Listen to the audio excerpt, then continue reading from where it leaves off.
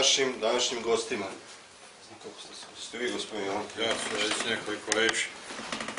Ja sam bio veoma iznenađen kada me gospodin Đorđe pozvao da mu pročitam rad, da vidim o čemu se radi. Njega je zanimalo čisto mišljenje njegovog arhivskog istraživanja.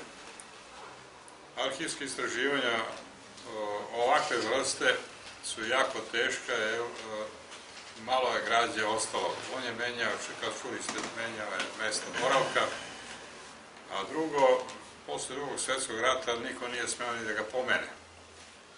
Tako da i oni koji su nešto znali o njemu, iako su imali neko pismo ili neki drugi dokument, oni su gledali da ga sklone, da se ne vidi. Znači, Mitrofat Matić, čuli smo da je iz Banata. Banat je dao dosta duhovnika, u prošlosti daje i danas. On je iz onog dela Banata koji je ostao pod Rumunijom, deobom Banata na 3 dela. Najveći deo je pripao Rumuniji, drugi deo je pripao nama i najmanji deo je pripao Mađarsku. On jednostavno, kao mlad čovjek, posle završene škole, njega je zanimala duhovnost, bio je religiozan, odrastao u religioznoj kući i njemu je bio ideal da postane monah i da dostigne neki čin, što je u neku ruku i uspeo. Kao takav, za njega nije postojala granica. Prešao je novo uspostavljenu granicu između dve države, došao je u manastir Rakovica, tu je doživeo prva podviženja i prva, rekao bih, iskušenje da nešto napiše. Makar je pokušao i u rodnom mestu, to smo čuli malo pre. I sad je pokušao da, kao svaki mlad čovjek, da da sebi odluke u tom duhovnom smislu, religioznom smislu, i to ga je posle povuklo na dalji rad u tom pravcu. Rakovica, blizu Beograda, Beograd je tada, između 2 svjetska rata, bio centar obnovljenog srpstva, što bi se reklo. Tu su se skupljali iz svih krajeva Srbije, počeo od stare Srbije do, rekao bih, Vojne krajine, najdaljih naselja u Vojnoj krajini. Svi su se skupljali u Beogradu i on je sretao te ljude i video je svoju superiornost odnosno na njih, ali je video da od njih može nešto i da nauči. Njegovo školovanje koje je bilo uglavnom bogoslovsko, pomagalo mu je da održava komunikacije sa svetom, što bi se reklo, i nastavio da piše. Vrlo rano je došao u sukob sa Srbima koji nisu bili dovoljno Srbi, a to je osobina Banaćana da vrlo brzo prekine neke komunikacije i da bude pomalo prek prema onima koji se ne slažu sa njihovim mišljenjem. To je osobina Mitrofana Matića i ta ga osobina pratila od dolaska u Beograd, pa vraćanja u Banat, u rumunski Banat, pa ponovo vraćanje u Srbiju, do kraja života. Neki bi možda rekli da je on konfliktna ličnost, međutim ja smatram da nije bio konfliktna ličnost, nego jednostavno takve je bio prirode i tako se i ponašao. Drugo, znao je mnogo više stvari od drugih, kako u duhovnom pogledu, mislim, pravoslavnu filozofiju poznavao, tako i verovatno istoriju, to ne mogu da kažem. I ostaje tragove u književnosti, ali nema arhivske građe o njemu. To što je našao Đorđe Đekić, to je jedino za sada. Možda ćemo naći nešto kasnije, jer moguće da postoje neki izveštaj. Arhiv Srpske pravoslavne crkve bio dugo godina zatvoren, pogotovo što je bio čuvan u lošim uslovima, bio je, kad kažem, rasturen, čak ni fascikle nisu postojale, građa je bila razbacana po misijom Patrijaršije, bila razbacana na podu po depojima, raskupusano, tu je padala kiša, padao je sneg, kroz polupana prozorska okna su ulazila vlaga, a bilo je mnogih golubova i bilo je i ove druge, bilo je i pacova, svašta je to bilo, tako da ta građa dosta uništena i treba sve ispočetka raditi. Ova knjiga na ovaj način urađena, s ovim minimumom građe koje je Đorđe pronašao, ja mogu da kažem da to je malo herojsko delo, neću da ga hvalim, tu je s nama, ali to je malo herojsko delo da je on uspeo to da uradi. Da izvuče iz malo materijala ono što je bio Mitrofan Matić, da izvuče njegov duh, njegovu vertikalu, njegov pogled na pravoslavlje, njegov pogled na nacionalni status, njegov politički pogled. To što se on približio Ljotiću, moram da kažem još jednu istinu, da su Banaćani u bivšoj Jugoslaviji bili, pogotovo gimnazijalci, opsednuti njegovom idejom, duhovnom idejom. Ljotić je bio, preživio je Prvi svjetski rat, bio je u Balkanskim ratovima, bio je u Prvom svjetskom ratu, doživio je strašne patnje kao vojnik i oficir i on je posle oslobođenja upao u neki, to je taj ratni sindrom, upao u neki svet pomalo nestvaran i počeo da ga zanima položaj njegovog naroda i naravno nacionalne ideje. Nacionalne ideje koje su se tada prelamale u Beogradu i uopšte u Srbiji i u srpskom svetu bile su čudne, od evropskih do ovih istočnih i velik uticaj je bio boljševičke revolucije koja je prosto nosila omladinu, ali niko nije razumevao šta se to dešava. Ubijen je car, napravljena je neka država,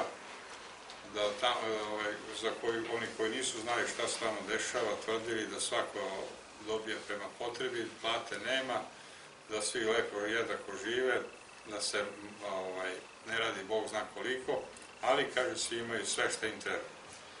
U neku ruku taj socijalni status boljševici su uspeli da naprave, ali sa druge strane tamo je vladao jedan teror koji je bio uperen protiv pravoslavnog naroda, što je Mitrofan Matić vrlo dobro osjetio kroz razgovore sa izbjeglim Rusima koja je sretao u Beogradu, sretao ih je i u manastiru, koji su mnogi dolazili da provedu neko vreme.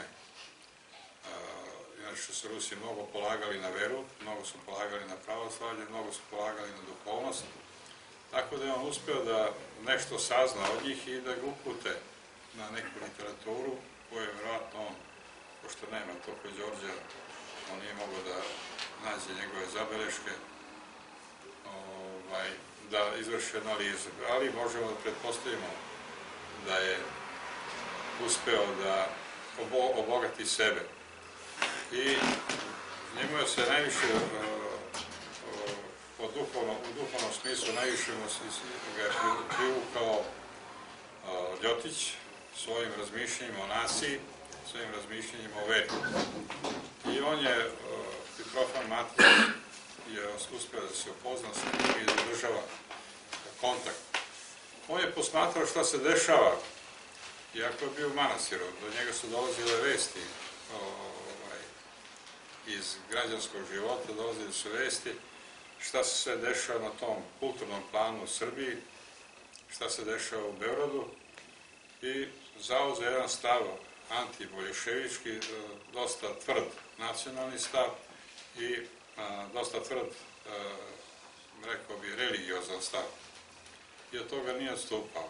to ga na kraju krajeva i stajalo glavi. Đorđe Đekić se trudio da nađe sve što je on napisao. Da li je sve našao, to ne može ni on da tvrdi, mislim, Đorđe, a ni mi ne možemo da tvrdimo. Ne znamo šta je nestalo, ne znamo šta se krije u nekom sanduku, u nekom ormanu, u nekom svežnju nekih pisama, šta bi još moglo se naći. Ali uglavnom, kada je uradio ovu knjigu, on je uradio veliko delo, ona nije velika po obimu, ali što je imao malo materijala iz njegove biografije, on je priključio sve ono što je mogao da nađe iz njegovog opusa pesničkog. I to je obogatilo ovu knjigu i dalo nam povod da razmišljamo i o filozofiji Mitrofana Matića, koliko je on zalazio u samo pravoslavlje, koliko je izlazio iz njega, jer okupljeni studenti i omladina koja se okupljala oko Zbora i koja se okupljala oko Ljotića, ona je bila religiozna i nju je zanimala duhovnost. Zanimao ih je Bog. Naročito ih je zanimala ova ruska književnost, duhovna književnost. To možda se osjeti. Ja sam pokušao da nađem nešto u ovim pesmama, ali pošto nisam književni kritičar, moja istraživanja nisu dala neki rezultat, tako da ne smijem ništa da kažem na tu temu, ali pretpostavljam da je on to nešto i radio, ali pred nama je jedan drugi zadatak, da nađemo to što on radi, ako postoji, normalno ako je sačuvan. On je uživao izuzetan ugled, gde god se pojavio svojom pitomošću, svojom pitomom pojavom, ali i oštrinom razmišljanja. Tako da je narod ga suda cenio, dolazio kod njega i on imao uticaj velik gde god je bio. I toga je stajalo isto glave. Kada je došlo do okupacije,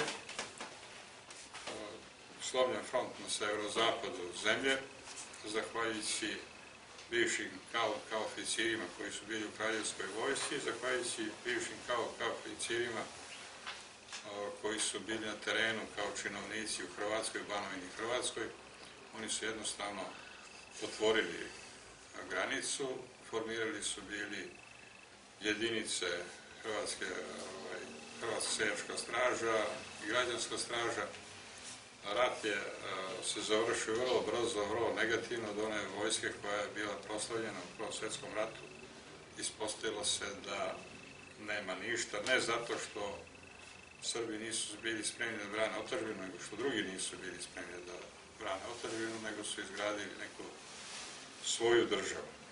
Tako, unakaženo Srbija nije bila za Mitrofana Matića, pored osjećanja ogorčenja, on je video šta se dešava okolo, video je rovarenje posle aprilskog rata komunista, oni su bili u Srbiji prokaženi u to vreme, jer su dočekali Nemce u narodu, oni su računali nacistička revolucija ista kao i bolševička, da je nacionalni socijalizam isto što i bolševički socijalizam, što ipak nije tačno, ali zablude se dešavaju i mnogi nasedaju jednoj providnoj propagandi, tako da je on postao opasan za one koji su htjeli da dižu revoluciju. I došlo je do pretnje, počeli su da mu prete.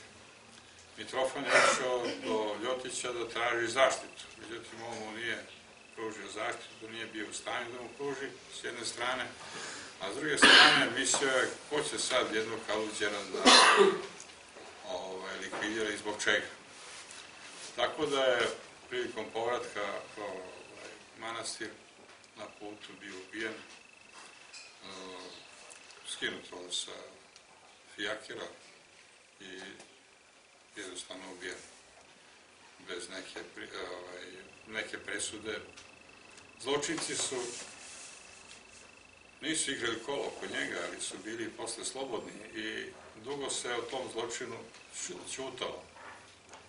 Naročito posle Drugog svjetskog rata, kad se uopšte o zločinima takve vrste ćutalo, jer to se smatralo revolucionarnim aktom, a Mitrofan Matić nije jedini koji je tako stradao, a to se osvetilo komunistima kad su Nemci krenuli u ofanzivu septembra, oktobra, novembra.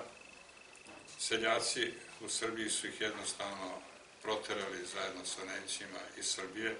Oni su morali da beže na sigurni teren, ali to nije značilo ništa za Mitrofana Matića koji je bio u to vreme pokojni. Ne znam šta još da kažem o radu, upornom radu koji nije bio jednostavan Đorđa Đekića. Moramo da mu se zahvalimo na toj upornosti, moramo da se zahvalimo i uopšte na pokušaju da osveti takvu jednu ličnost koja danas, a kako bih rekao, uopšte taj pokret Zbor još uvek nije izučen i nije stavljen na ono mesto koje mu pripada. Još uvek postoje političke ocene, samo političke, nema drugih ocena Zbora. I ovo je jedan, kako bi se rekao, jedna kap u moru da bi se i taj pokret stavio na mesto koje mu pripada. Mi imamo još uvek negativan stav prema Drugom svjetskom ratu, pogotovo što mnogi traže sad, pošto su neke istine izbile na video, da se piše istina o Drugom svjetskom ratu. To je, s jedne strane, njihova hrabrost, koji traže da se kaže istina o Nobi, a s druge strane, kakav će rezultat biti kad dođe do te istine o Nobi. Ona će biti vrlo ružna za mnoge, a sa jedne strane bit će i herojsko, to ne možemo da ne bregnemo, jer i komunisti su deca ovog naroda, kao i drugi koji su učestvovali u ratu. I to moramo da vodimo računa i da budemo oprezni u ocenama. Đorđe je radio vrlo uporno. Arhivski rad i arhivski istraživanja su teške. Dobijete fasciklu od 1000 strana, 1000 listova, nije inventarisana, treba svaki list pregledati, ne znate da ćete nešto naći, jedan red ili jedan list, ili ćete naći neko bogatstvo. To je takvo istraživanje, takva vrsta istraživanja. On je bio uporan, dosledan, obišao je nekoliko arhiva, pregledao je bibliotečke fondove, nekoliko biblioteka i ono što je našao, on je predao nama danas da se upoznamo sa njegovim radom i moramo da mu se zahvalimo za to. Ja bih rekao hvala i s time završio sa mojim izlaganjem o samoj knjizi i o radu Đorđa. Inače sam napisao recenziju za tekst koji je pitak, možda se čita sa lakoćom, a i bogat. Hvala.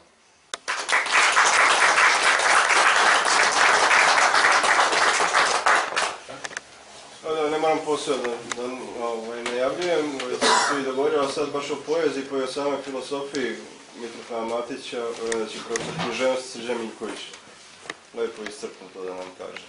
Hvala. Monah Mitrofan Matić svoju poeziju nije uspeo za života da objavi u jednoj knjizi, već ju je objavljivao u časopisima koji čine periodiku vremena u kojem je živeo. To su pre svega crkveni časopisi, Duhovna straža, Pravoslavna hrišćanska zajednica, Pregled crkve eparhije Žičke, Žički blagovesnik i Slobodna misao. Zatim nacionalna periodika Srpsko Kosovo, Domovina i Omladinski borac, nacionalna politička periodika Južna slovenska Iskra, Zov sa Jadrana, Jugoslovenski glas, Naš put i Vihor. Konačno i lokalni listovi Podrinje i Šabački glasnik. a neki su časopisi od kojih je najinteresantniji Upoznaj sebe, glasnik Jugoslovenskog antropozofskog društva, samo preuzimali neke njegove pesme. Na taj način otac Mitrofan uspeo je da objavi ukupno 94 pesme i to, ako se ova periodika posmatra iz geografske perspektive, njegova poezija objavljivana je i samim tim svoju prvu recepciju doživljavala u gradovima sa prostora gotovo cele Jugoslavije. Crkveni časopisi štampani su i objavljivani u sedištima eparhije i crkvenih udruženja u Kragujevcu, Kraljevu, Čačku, Požarevcu i Somboru, a nacionalna i politička periodika u centrima političkog života Beogradu, Zagrebu, Splitu, Petrogradu, odnosno Zrenjaninu i Skopju. Na prvi pogled nema ništa neobično u činjenici da jedan monah piše poeziju. Šta više, veza sa poezijom, crkvenim pesništvom i umetnošću uopšte čini svakodnevnicu života u crkvi, a naročito monaha čiji je ceo život posvećen molitvi i bogosluženjima, koja se po pravilu objavljuju u formi poezije, odnosno u dvostrukoj funkciji jezika, komunikacijskoj i estetskoj. Međutim, fenomenu poezije čiji je autor monah, a da pritom on nije anoniman kao što bi se moglo očekivati s obzirom na srednjovekovni estetski princip anonimnosti crkvenog umetnika, ne može se pristupati na uobičajeni standardan način, kako to po pravilu čini književna teorija, kritika ili istorija. Primjer ovakvog pristupa poeziji oca Mitrofana Matića nalazimo kod Radomira Konstantinovića, koji je u svoju osmotomnu istoriju srpske poezije 20.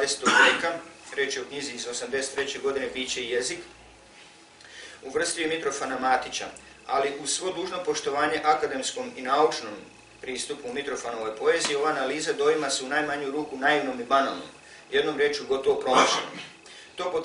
To se potvrđuje već u prvoj rečenici, odnosno teorijskom iskazu njegovog eseja o poeziji Mitrofana Matića, koji bolno u svom promašaju glasi: monah Mitrofan Matić tražio je Boga, a našao Dimitrija Ljotića. Konstantinovićeva analiza poezije Mitrofana Matića nije pogodila cilj, nije iscrpila potencijalne nivoje njenog značenja i estetskog zračenja, iz jednog jedinog razloga. Prenebregava osnovni estetski postulat i jedini iz kojeg bi trebalo da polazi svako, pa i analitičko čitanje Mitrofanove poezije, a to je činjenica da je autor ove poezije monah. Monah nije samo čovek hrišćanin koji polaže 3 monaška zaveta, zavet dobrovoljnog siromaštva ili nesticanja, zavet bezbračnosti ili devstvenosti i zavet poslušnosti igumanu ili duhovnom ocu, kojima podražava život bestelesnih sila angela, zbog kojih se monaštvo još naziva i angelski obraz ili angelski čin. Život monaha je, ako baš želimo da ga sagledamo iz estetske perspektive, život po zakonima umetnosti. Živeći svakodnevno u podvigu odricanja, posta i molitve, monah uz Božiju pomoć, uz pomoć i posredovanje nebeskih sila, molitvenim zastupništvom Presvete Bogorodice i svih svetih, preobražava svoju biološku prirodu upodobljavajući celo svoje biće anđelskim silama. To je, slobodno možemo reći, umetnost najvišeg reda. Ako želimo da govorimo o bilo kojem segmentu života Mitrofana Matića, a naročito ako govorimo o njegovom pesničkom stvaralaštvu, ova činjenica nikad ne bi smela biti smetnuta suma. Mitrofan Matić pevao je na samo jednu temu, ljubav, koja se kod njega pojavljuje na 2 načina, kao ljubav prema Bogu, bogoljublje, ili kao ljubav prema rodu, rodoljublje. Mitrofan Matić našao je Boga, da sad na posredan način polemišem sa Radomirom Konstantinovićem, Bogo čoveka Hrista, koji je jedino novo pod suncem i koji je jedina vodilja njegove pevane misli. Neretko se u Mitrofanovoj rodoljubivoj i u bogoljubivoj poeziji pojavljuje epitet novi, i gde god da se taj epitet pojavljuje, odnosi se na ljude mlade, inspirisane i zaljubljene u Hrista. Recimo u pesmi Himna nove omladine. Mi novi i mladi, kroz mrak put kročimo i nosimo porođaj svog novog doba, novu pesmu sveta u novom svanuću. Ili u pesmi Ide novo doba, već se stišava mladost moja žudna, ali nova borba sad se ocrtava, za nove reči duša mi je budna, misao nova srce razmetava. Ne pevam više o svojim bolovima, jer moje oči novi život vide, nova će pravda zasijati svima i nova radost, novo doba ide. Potpuno je jasno da se ovi stihovi moraju posmatrati u svetlu političkih zbivanja vremena u kojem je živio Mitrofan Matić, pre svega uoči Drugog svjetskog rata, u kojem su sve nacionalne, političke i ideološke razlike, od kojih je patilo i stradavalo jugoslovensko društvo, konačno doživjelo i svoj krvavi epilog. Mitrofan Matić bio je pripadnik Jugoslovenskog narodnog pokreta Zbor i blizak saradnik Dimitrija Ljotića. Međutim, Ovaj istorijski podatak nikako ne bi smeo biti kontekstualna okolnost u analizi njegove poezije, čija bi banalne i trivijalne interpretacije u stilu Radomira Konstantinovića, naravno u svom promašaju, bacila negativno svetlo na Mitrofanovo poetsko stvaralaštvo. Oduševljenje idejom jugoslovenstva u okviru zbora također može biti posmatrano jedino u kontekstu hrišćanskog etosa, recimo u pesmi Žudnja za sve ljubavlju. Hteo bih pesmu da čujem veselu, o čistoj ljubavi stranama naših gora i naših planina, da lišćem zabruji uprkos gradskoj pohodnoj oluji. O ja bih hteo osjećanja čista i svim plamom duše da zavolim Hrista. Poezija Mitrofana Matića prepuna je romantičarskog poleta i zanosa, neretko i nacionalnog patosa, dinamična i pokretačka upravo onako kako je bila njegova, kao što smo čuli, celokupna ličnost. Vrsta poezije u kojoj se više uživa čitajući nego kada se o njoj govori posredno. Konačno, ako bismo morali da damo ocenu poezije Mitrofana Matića, veću istinu o njenim dometima, značaju i vrednosti, ne možemo dati od one koju joj je dao sam epilog njegovog života. Monah Mitrofan Matić mučenički je postradao kao poeta i stvaralac, ispunjavajući svoje monaške zavete, siromaštva, devstvenosti, iznad svega poslušnosti. Smirivši se pred dilemom, pobeći od izvesnosti najavljene smrti ili primiti krst dobrovoljnog stradanja.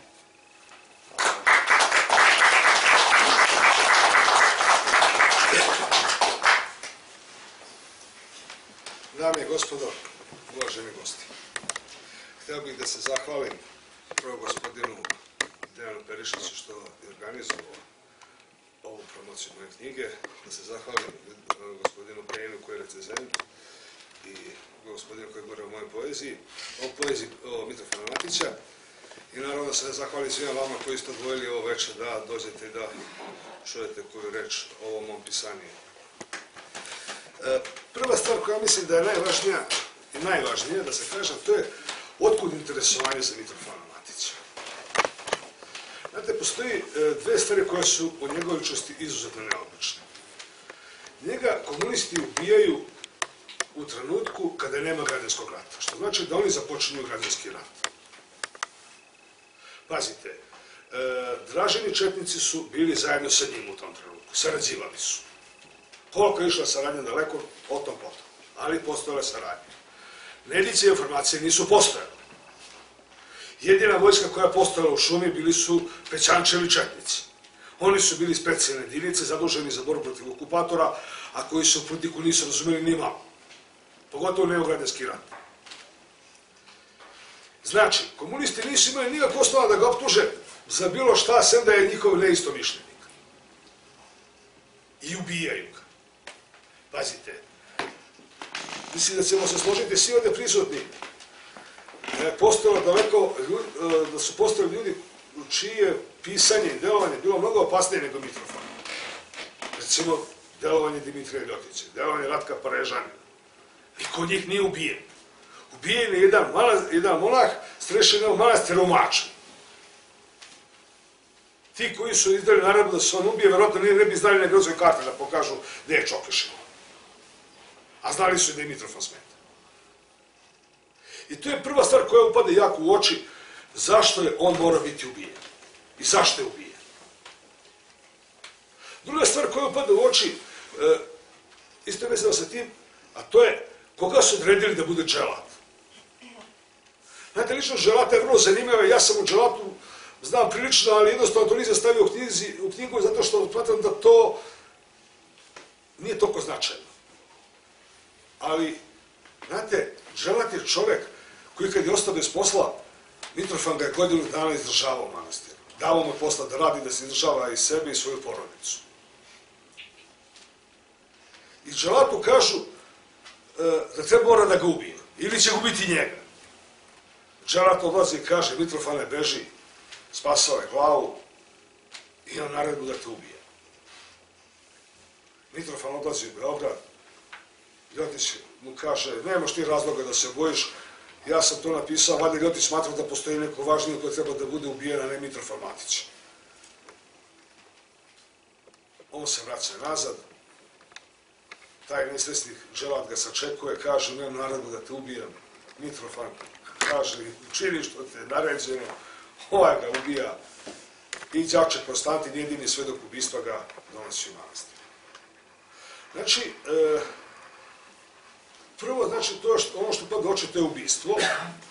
I samo je ljudničeva percepcija ko je Mitrofa Matić i koliko vredi Mitrofa Matić njemu.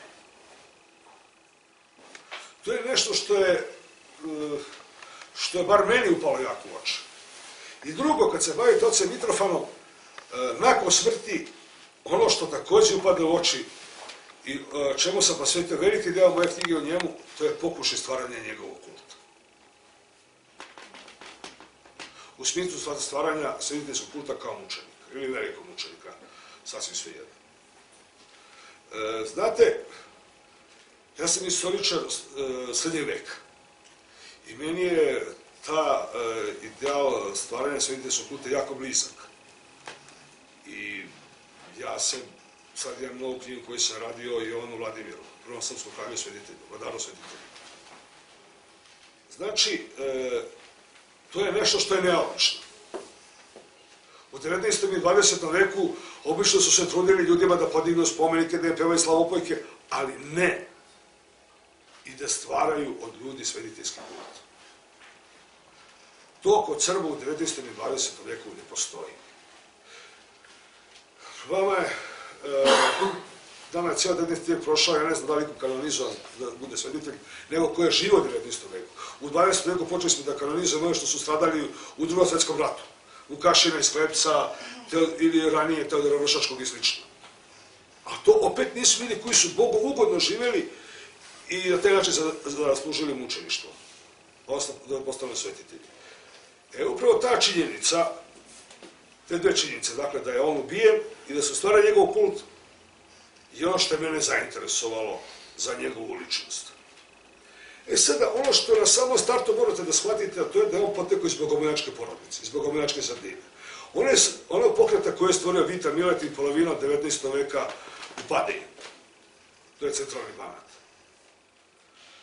O Viti Miletinu danas postoje faktički samo oni podaci koji je naveo Nikola Velimirović u svojoj knjizi Divan, i neki podaci koji se mogu posebno iz toga izvući. Znači, on živi polovinom 19. veka, posvećen je Bogu do kraja, ide na hadžiluk u Jerusalim, vraća se odande, još strožije se podvizava, pogotovo se opredeljuje za taj neko hrišćanski, dubinu hrišćanskog življenja, nakon smrti sina jedinca, ne zamonašuje se, ostaje u svetu, drži propovedi, ide priča o potrebi uzrastanja u Hristu. I čitate njegov bogomiljački pokret, to nije, da kažemo, pokret gde se neko nešto buni, već pokret u kome se neko nešto trudi da ispuni što se od njega traži, u hrišćanskom smislu te reči. I u tome bogomiljački pokret jeste nešto što je po meni izuzetno vredno kod Crkve. Jer obično se javaju nekakvi protestanti koji protestuju. Ovdje toga nema. I Vita Miletin je uspio da stvori taj pokret. Sada, kad vi gledate taj bogomiljački pokret, ono što morate zapaziti u njemu, to je uticaj ruskih slavenofila. Da li je taj uticaj ruskih slavenofila neposredno došao kod Vite Miletina, tako što je on čitao te ruskih slavenofila, jer mu je neko priču ruskih slavenofila približio, pa je on toga došao posredno, ja na to odgovorim.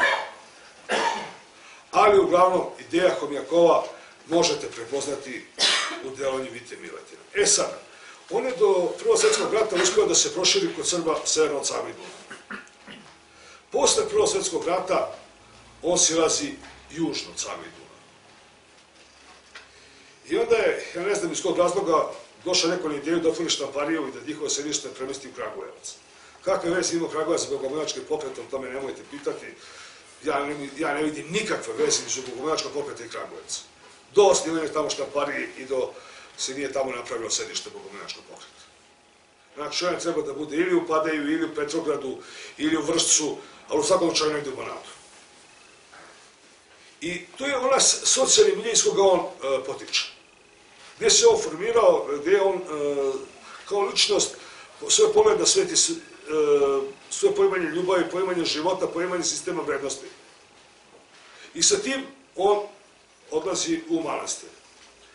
Sad ono što možete vrlo lepo da pratite, to je kako on od Srbina i bogomoljca postaje Jugosloven i kako postaje čovjek lišen, potpuno oslobođen bogomoljačke tradicije. Pazite, bogomoljački sabori se održavaju sve 1941. Nema nijedan podatak koji bi ukazivao da je on bogomoljca okupio svoj manastir. Šta se to desilo u njegovoj svijesti? Kako se to od bogomoljca došlo do toga da on prekida se njima svaki kontakt? Kako je se došlo do toga da on u njemu prestane da postoji Srbi, da postane Jugosloven? To je nešto što ja nemam odgovor. Znate, ima jedan tekst koji ja nisam mogao da objavim. Tekst je meni bio vrlo mučan. To je tekst koji govori o njegovoj opsednutosti jugoslovenstvom, da ne potrebno neki teži izraz, gdje on prike doslovno kaže kako Slovenci nisu mogli 1000 i nešto godina mirno da spavaju, sanjajući dan kad će se ujedine sa Srbima. Pa onda kako su Hrvati 1000 godina sanjali kada će Srbe svuda redno da krenu da grle i da viču braću. A kako su Srbi sebe žrtvovali zato da bi stvorili veliku Slaviju. I kako će u sljedećem ratu Hrvati i Slovenci reći Srbima, vi ste dovoljno izginuli, mi idemo da se borimo za vašu Vardarsku Makedoniju, mi idemo da se borimo za Skadar i sve ostalo. Ja stvarno taj tekst nisam mogao staviti. Meni je bilo leda muka kad sam do pola došao tog teksta i nisam mogao da ga pročitam do kraja. Ono što nisam mogao, ja ne mogu tražiti od mojih čitavaca. A trebao se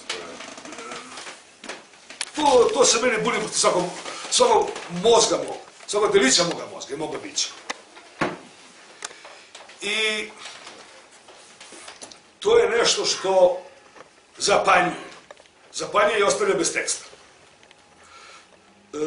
Drugo što je interesantno u njegovom delovanju, odnosno ono što je on pisao, to je vera u to da dolazi epoha slovenstva i epoha pravoslavlja. Naime, on je čvrsto verovao u to da je zapadnoevropska civilizacija istrošena i moralno i ekonomski i svakom drugom pogledu. Oni su sveli sebe na novčanik i na buđelar, zaboravili i Boga, zaboravili onoga koji je istina, put i život, prodali kao Juda iskariotski Hrista i kao takvi više nemaju šta da traže na istorijskoj sceni, a svaki utjecaj koji dolazi sa tog nesvjesnog zapada, on je smatrao pogubnim. Sada, ovdje smo dužni da se osvrnemo na njegov pripadnost zboru. Pazite ovako, zbor je bio kompot nekoliko ideja. Da potrebi možda taj kolokvijalan, možda izraz ne naučni, ali vrlo deskriptivan. Prva ideja, to je ideja Balkanske federacije. To je ideja koju je zastupao Ratko Parežanin, koji je osnovao Balkanski institut zajedno sa Milanom Budimirom i nekim drugim ljudima. Oni su zastupali ideju da je Balkan jedan jedinstven kulturni prostor, da treba napraviti nešto kao Nova Bizantija, s tim što bi naravno jedini čir prostor na Balkanu, to je Albanija, ako sa strane, oni jednostavno nisu predvideli Albaniju da uključe sve to, dakle je bila uključena Grčka, Kraljevina Jugoslavija, Bugarska, Rumunija i to je bilo to.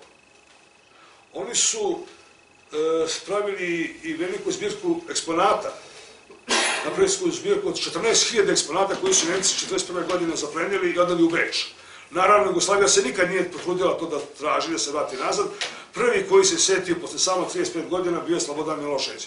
Onda su Austrijanci rekli da je prošao rok i da je to zastaralo i to ostaje kod njih.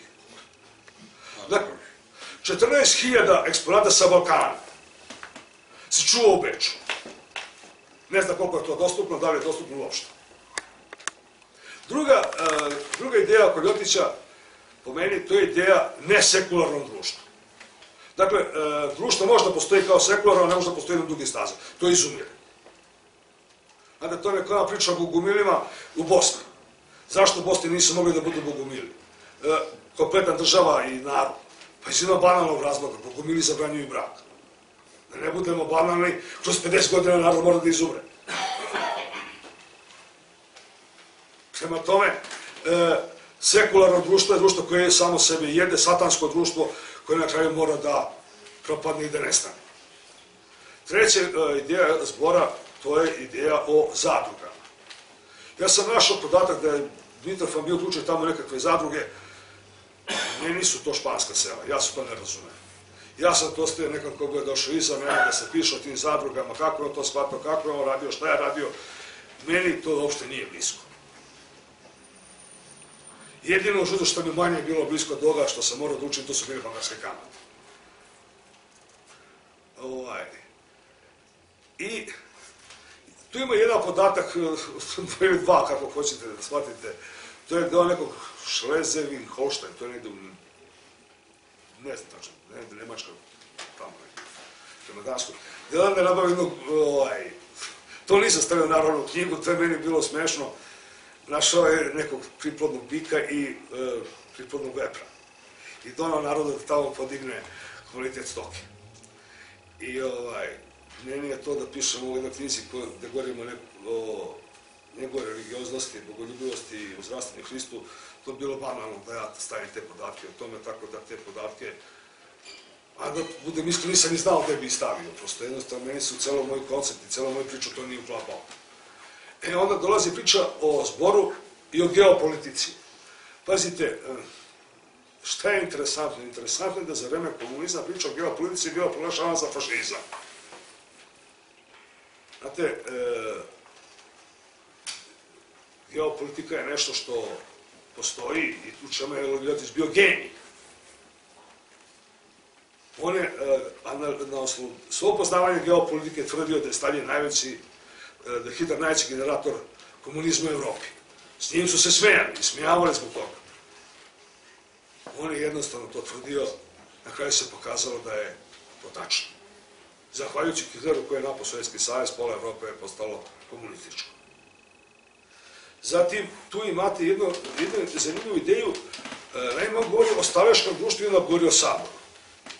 On nije razlikovao stalešku skupštinu od sabora. Razlika za mene kao srednjovjekovca je ogromna. Ko ne zna razliku, kod mene padne ko jedan put jedan.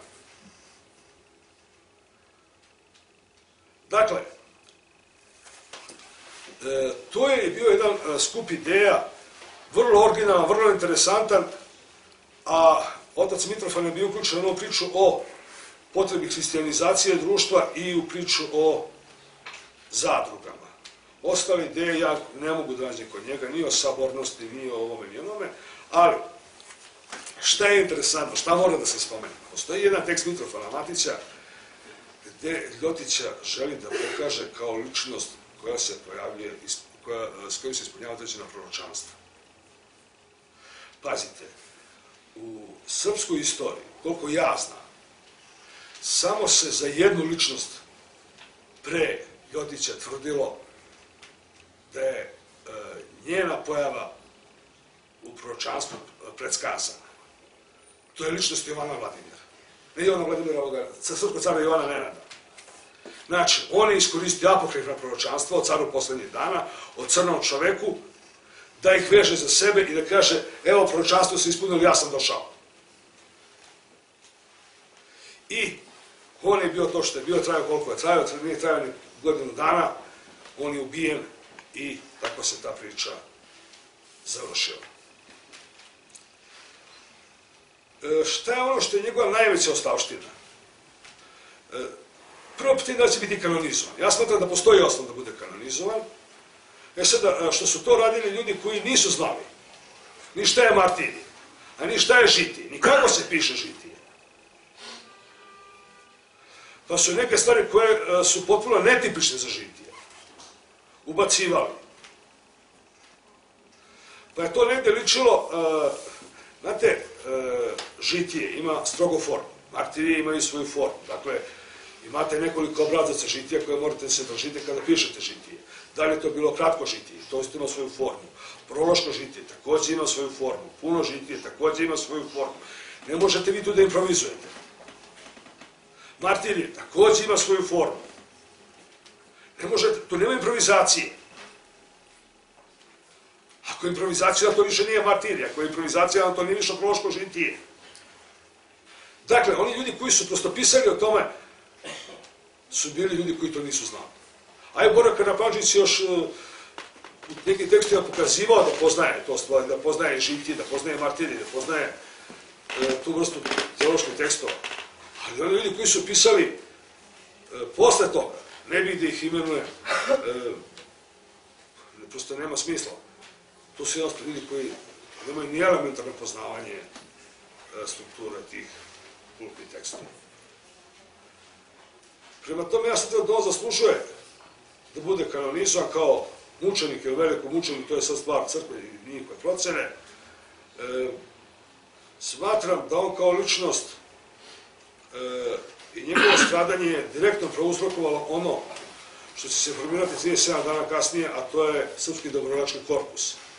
Jer njegovo ubistvo je bilo jasna poruka svim zborašima. Evo šta vas čeka, zato što ste protiv nas. A vi nas čekajte, kući mi ćemo doći pa ćemo vas pobiti. Šta je bio, mogao da bude jedini odgovor? Da uzme oružje u šaku pa da se brane. Bilo je mi jasno ako padnu komunistima u ruke, šta ih čeka. To su ideli na Mitrofan. Mitrofan je bio akademski antikomunista, znači nije se borio s puškom, nije formirao nikakve jedinice i slično, nikakvu vojsku da bude protiv njih, pa je ubije.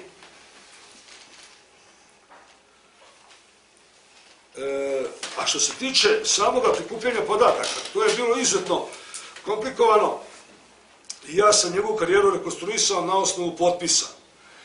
I što spomenuo gospodin Tejn, ja sve arhive gde sam potražio neke podatke o njemu, nisam našao nigdje ništa. Podatke o njemu koje sam sakupio sam zahvaljujući 5 biblioteka. To je Narodna biblioteka u Beogradu, Univerzitetska biblioteka u Beogradu, zatim Patrijaršijska biblioteka u Beogradu, naša matica ovde i biblioteka u Šapcu. Zahvaljujući tih 5 biblioteka gde sam ja pregledao svu periodiku za koju sam pretpostavio da može da ima nešto od njega, ja sam i evidentirao te pesme i sakupio te tekste koje sam sakupio. Da li sam sakupio sve? Verovatno nisam. Znam sigurno da su postojali još pesama, to je pre svega te pesme koje on objavljivao kao đak u monaškoj školi, u monaškom podmlatku. Časopis Monaški podmladak nije sačuvan, nijedan primjerak. On je također izdavao časopis Nova otadžbina ilegalno, kad je zbor zabranjen, početkom 1941. godine, i kad je otišao u logor u Brus, izdavao ga je do svoje pogibije, neki podaci govore, znači to je moralo biti bar jedno 30-40 brojeva gdje je on objavljivao svoje tekstove, od toga ništa nije sačuvano, bar koliko ja znam, ja sam kontaktirao i sa Borom Karapanđićem i sa drugim ljudima koji su ga poznavali. Eto, to je to, toliko od mene. Ako ima nekih pitanja, vi me slobodno pitajte, koliko bude mogao, ja ću vam odgovoriti. Hvala.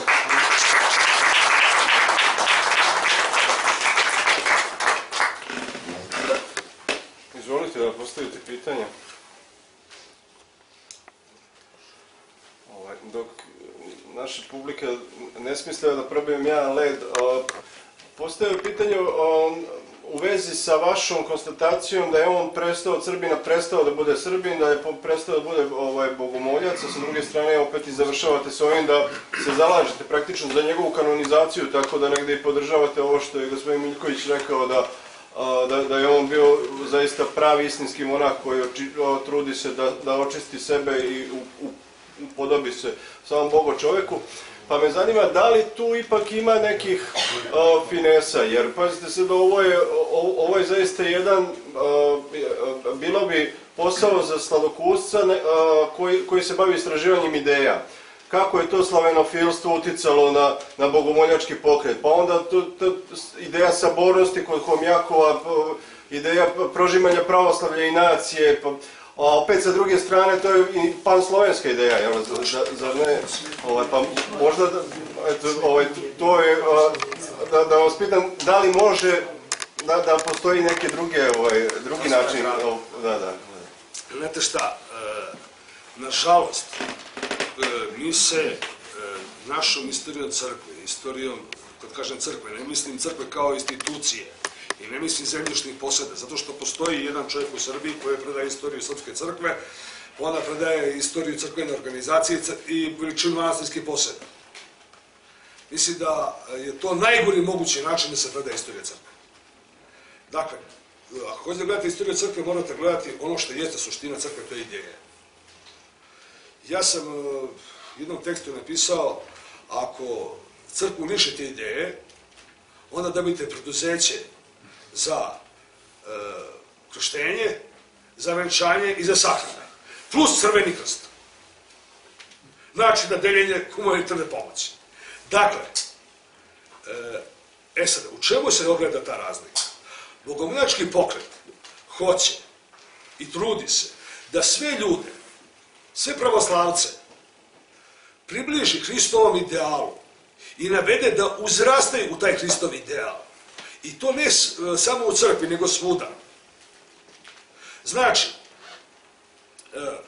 Hristos se može zadobiti i na ulici, i u autobusu, i u biblioteci, i u preduzeću, i na tribini, na tribini ovdje večeras i na tribini sportskoj, i na sportskom terenu. Svuda se Hristos može zadobiti. Sve treba po ideji bogomiljačkoj hristijanizovati. I u tom smislu mislim da je najdalje otišao kod Srba časopis Put. I po meni on predstavlja vrhunac onoga što su Srbi hrišćansko stvorili, u smislu ideje. A s druge strane, znate, postoji nešto što je, da kažemo, ja ga bar tako zovem, možda nije ispravno, možda ja to ne razumem. To je akademska teologija, koja se onako piše za određen akademski krug ljudi, i onda oni tako nešto filozofiraju, vamo tamo, vi njih ne razumete. Znate, ja sam doktor nauka, ja te tekstove kad čitam, ja to ne razumem. Ja ne znam za koga oni pišu. Verovatno imaju 5-6 ljudi koji to razumiju što pišu i pišu za sebe, ali onda kad treba da izvuku na šapirografu 5 primjeraka, da raspodele svojim čitaocima i da oni to čitaju. Znate, meni je jedan kolega zamerio, kaže, napisao si knjigu prilično banalnim stilom. Znate, ima jedna stvar. Ja i kad predajem na fakultetu, ja se trudim da budem što prostiji. Po cijelu čak da neke stvari malo banalizuju. Jer da biste vi doprali do ljudi, da bi ljudi mogli da shvate to što pričate, vi morate ljudima to upodobiti, morate im prilagoditi. Sada kad govorim tu da je on, pazite, ta ideja kod njega, ona je mnogo sličnija onoj ideji carstva, slovenskog carstva, a ne srpstva kao srpstva. Pazite, Srbi su 2 puta progutali udicu carstva. Prvi put sa Dušanom, drugi put sa Jugoslovenstom. Svaki put je to Srbima debelo osvetilo. I imate onu kratkotrajnu epizodu Srpskog carstva sa Đurđem Brankovićem. Pazite, ne postoji srpski vladar koji ima veće prihode od njega. Nijednu crkvu nije podigao. Govorim za Đurđe Brankovića. Pazite, on ima prihode 200.000 dukata godišnje. Koliko plaća Turcima? Koliko je onda imao prihode? To su 100.000 dukata. I nijednu crkvu nije podigao. A te vi koliko je Makedonija donosila prihod Milutinu? Čitavi 12.000 dukata. Cela Makedonija. A Đure Branković i takav kakav je bio u takvom teškom položaju, samo Turcima dao 200.000 godišnje. To su ogromne razlike u prihodima koji su imao. I Milutin zidao 42, odnosno 43 crkve, ovaj nije se zidao ni jedno. Znači, to je ta razlika između nadnacionalnog pravoslavlja, to imate kod ovoga Konstantina Leontijeva, i nacionalnog pravoslavlja, oličeno u srpsko svetosavlje. Pazite, Sveti Sava kad je formulisao svoje svetosavlje, on je to radio u Zakonopravilo Svetoga Save i radio u tipicima. Izričito kaže u Karenskoj tipiku da niko ne može da se podvizava sam, nego da se jedan čovjek spasava kroz drugi.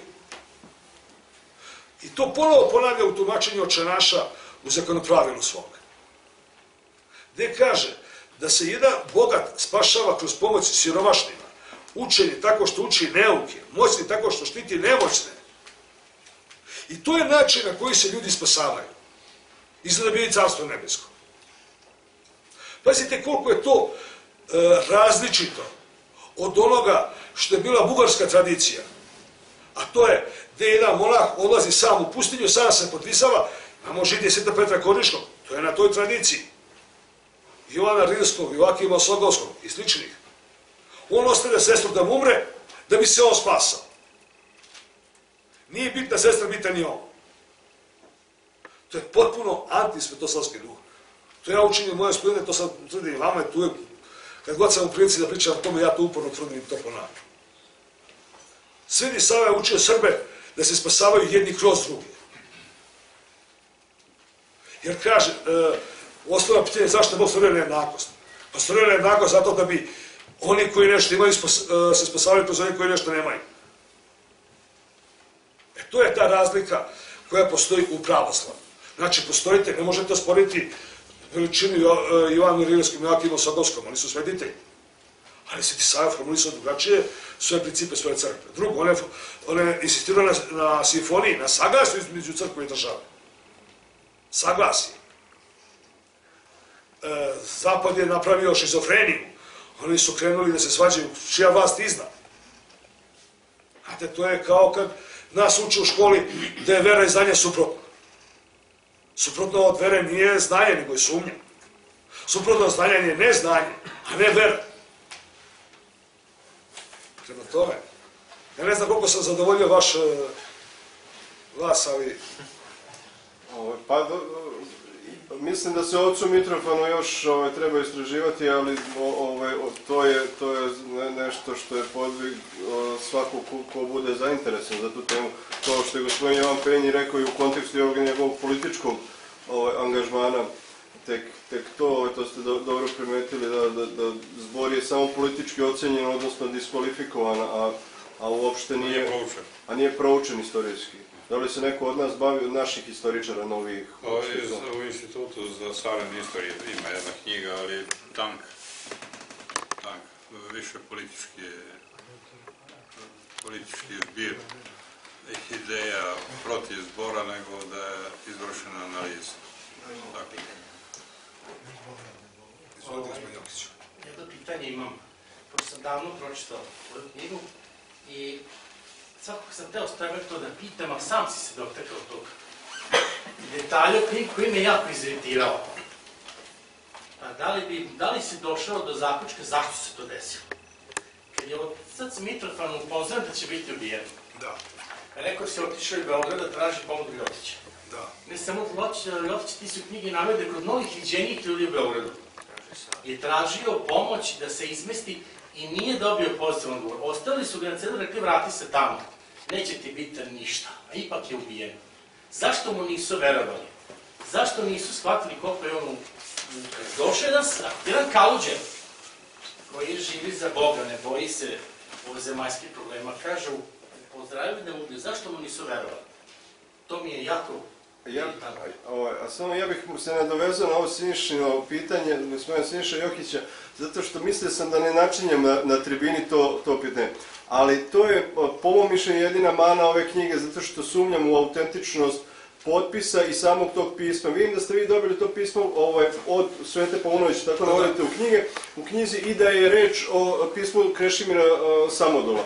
Međutim, to je gotovo u potpunosti 793 rečenice deo iz memoara Hrvoja Magazinovića. I to HMH je po svojoj prilici. Da li je to pismo pisano na latinici, da li imate to? Da, to pismo je došlo do mene i to je pisano, kako se zove... Na pisaćoj mašini. Da, na pisaćoj mašini, da. I mislim čak da je štampano, ja ga imam kući u originalu.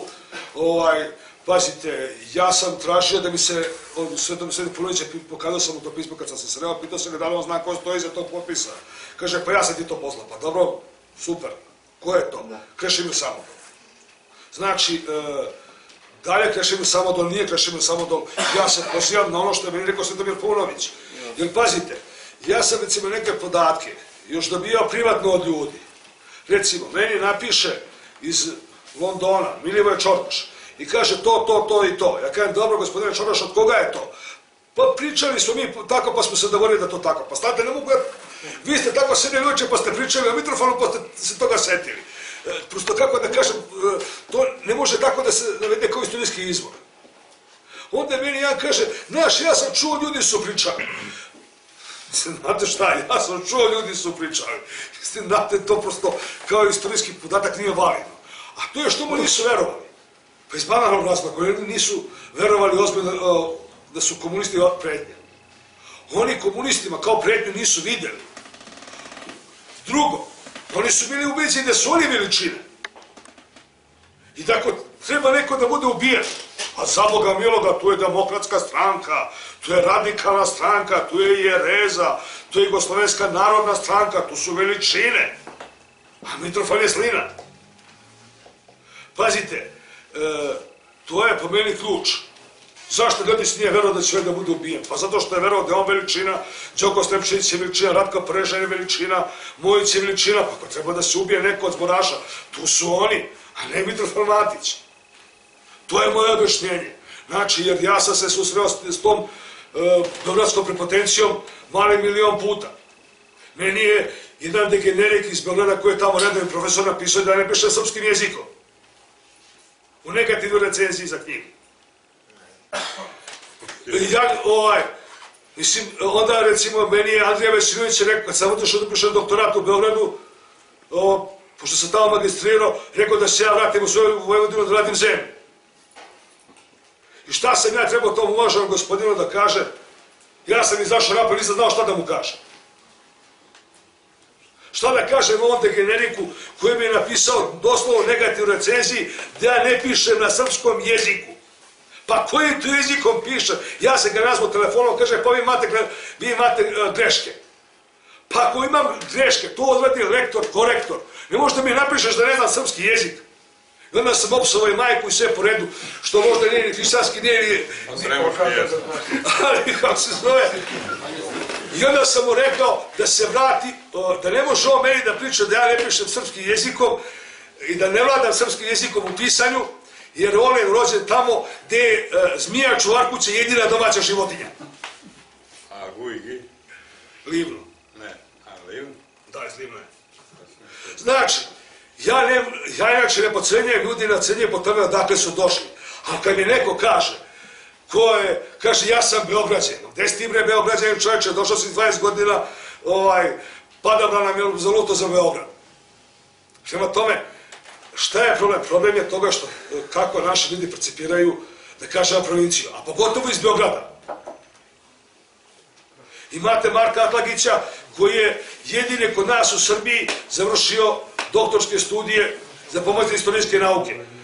Srbija ga poslala u Kosovsku Mitrovicu, tamo radi, ne može da bi Beograd, za Boga, on je, govori povijesna, ne govori istorija. A pri tome, da ih pitate da li su Srbende, nijedan, svi internacionalisti. Ja se s njima svađam kad treba da se napiše nešto na ćirilici. Svađam se. Imam problema na poslu. Meni pošalje koleginica pismo latinicom, ja kažem zaboravio 91. Ide da se žali mojoj šefici za mobbing. Znači, vi, kako ja kažem, pazite, to se ne dešava u Hrvatskoj, to se dešava u sred Srbije, u Nišu. I to vam je to. Znači, znate, ja sam stvorio jedan možda malo prost aforizam. Zašto su ljudi puni sebe? Pa zato što pate od zatvora. Prema tome, ako se neko prepozna u tome, ja mu nisam kriv.